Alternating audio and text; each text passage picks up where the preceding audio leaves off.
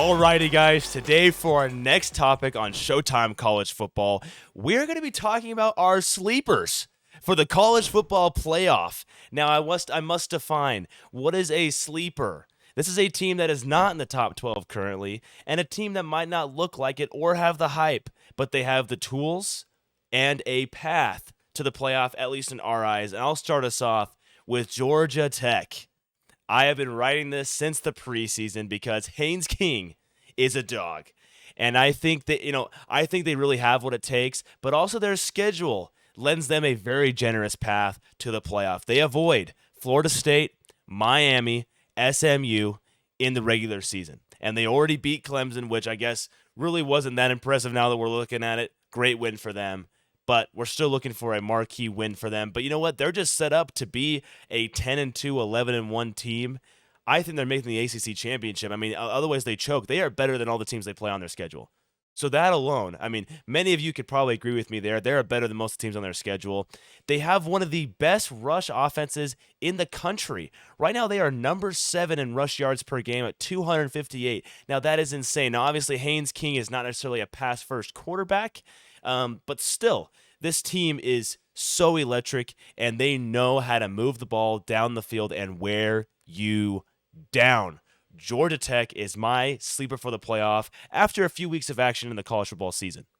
No, I completely agree with you. Georgia Tech is definitely a team I considered throwing into my preseason playoff. And like Chase said, they avoid a lot of these top teams. I think the only two I'd kind of look out for is Syracuse after this last week against Clemson. They looked pretty impressive. And then finishing off with Georgia, obviously. But for my playoff sleeper is another high-powered rushing offense. I kind of mentioned it earlier in the podcast. I'm going to go with the Missouri Tigers. Missouri Tigers have the 5th best rushing offense, and anyone who watched this last week against South Carolina knows exactly what I am talking about. Hardy is a beast. There were so many plays I thought he was going to get tackled. He had like 3 or 4 guys on him in a pile, and he ended up getting out of it. Don't know how he did that. But then even their second man, Roberts at running back, 76 yards, 138 and 76. They had over 200 rushing yards between these two guys. And I think they're not getting enough attention. I think they have one of the better rushing offenses in the country. Because then you also have their quarterback, Prabula. Yeah, he had 170 yards throwing, but he also had 70 on the ground. To where Missouri is definitely a team to look out for on the offensive side of the ball. And then when you're looking at defense, they are top 20 in sacks, and they also have allowed one of the lowest amount of touchdowns to their opponent. The really only games is Kansas and South Carolina, but they both shut down the offenses when they needed to those games. They have 23 touchdowns on the season, which is top 10 in the country. This team knows how to move the ball, and anyone who's watched them knows exactly what I'm talking about. Now, looking at their schedule like Chase did with Georgia Tech, they don't have the easiest schedule. It's the SEC. Every team has a gauntlet in their schedule ahead of them, But a lot of these tougher games they do have at home. They have Bama and Texas A&M at home, and I think they can go 1-1 in those games.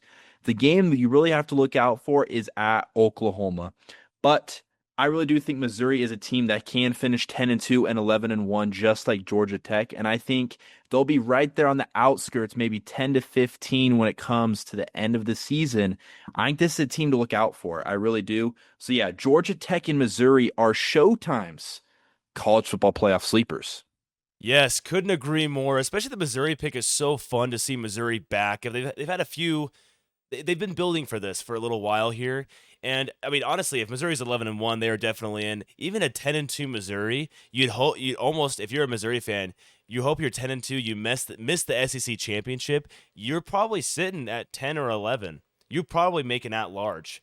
9-3, don't know about that. Georgia Tech, on the other hand, needs to pretty much go 11-1. I don't know if a 10-2 Georgia Tech team makes the CFP. They need to win a conference championship if they are 10-2. I would love to include Big 12 teams in here, but right now it is so hard to pick a sleeper as there are 7 teams that are still in the weeds for me. They look like they could. They have a path. They have the tools, but there's just too many. I mean, you got TCU, Houston. I'm talking about teams that aren't the favorites like Texas Tech right now. BYU. You got so many. Arizona State.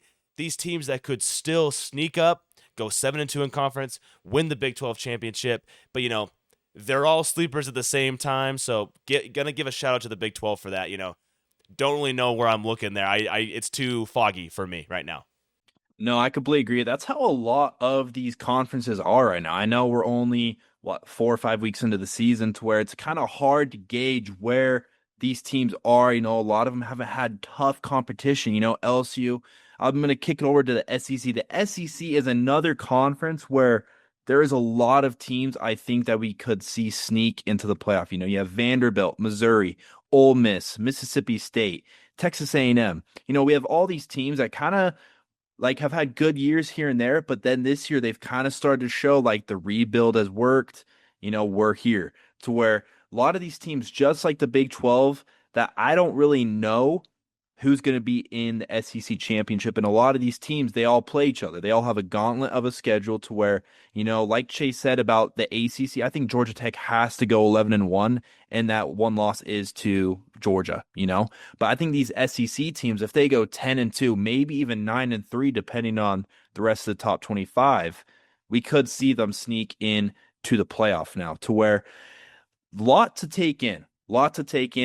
Big 12, I'm just like Chase. No idea who I'm going to pick right now. Especially after this last week, Utah, Texas Tech, I have no idea. Baylor, ASU was another great game to where I'm just excited to see how these next few weeks go. I think we should kind of revisit this week 8, to where see how our picks went and where the college football playoff is kind of standing at that time.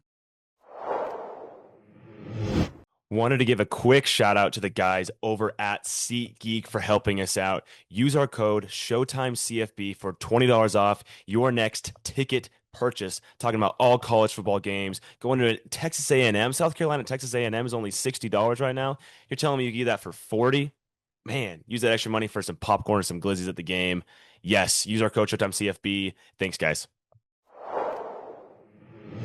Yeah, it's hard with these 18 and 20 team conferences because there's so much more fog. And that's really what the difference is. And of course, with you guys know the transfer portal, NIL, the way that the parity has grown over the last few years too.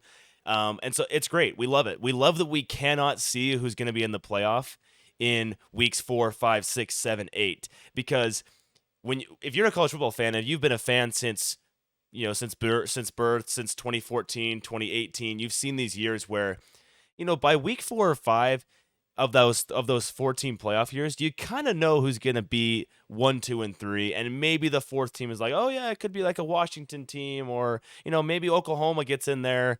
And, you didn't really know the fourth, but other than that, you kind of knew it was going to be Ohio State, Clemson, and Bama, or, one of those, or throw Georgia in there. You had kind of a pretty good idea. Nowadays, even if it was a 14 playoff, no clue. It could be so much. I mean, we saw from last year. It was very different from what we thought it was going to be, especially with how the seeding worked. It was just nuts. And with the SEC, those 18 teams in the SEC, I mean, at one point, I think so far this season, there's been 8 teams ranked. There's not 8 SEC teams making the playoff. So, I mean, who's going to make it? This is nuts. I absolutely love to see it. Sned, any more thoughts? No, yeah, I just want to echo what you said. I love this 12 team and then I guess 14 team playoff in the coming years to where, we have all these fun teams that I think a lot of America kind of attaches on to early in the season. Oh, this is kind of an underrated team. I want to see how they can do. To where for me, that's always fun. I always kind of find a couple teams. I'm randomly a fan of Missouri this year. Never thought that would happen, but I am, to where I'm just excited to see, like Chase said, how this plays out, because with all these huge conferences, we don't really know right now. We won't know till week 9, to be honest. And even then, the last week of the season, the conference championships come down to 3 games, to where I'm just excited to see this season's already shaping up to be an electric one, to where, yeah, I'm probably completely wrong with my college football playoff prediction and sleepers, but I love it. I completely love it. Yeah. For the love of college football, we love you guys, and we love that you love college football. Thank you guys for watching Showtime College Football today. We'll see you next time from Showtime College Football. Let's go, boys. Go Ducks. Go Ducks. Let's Beat go. Penn State. Love you guys. Let's go.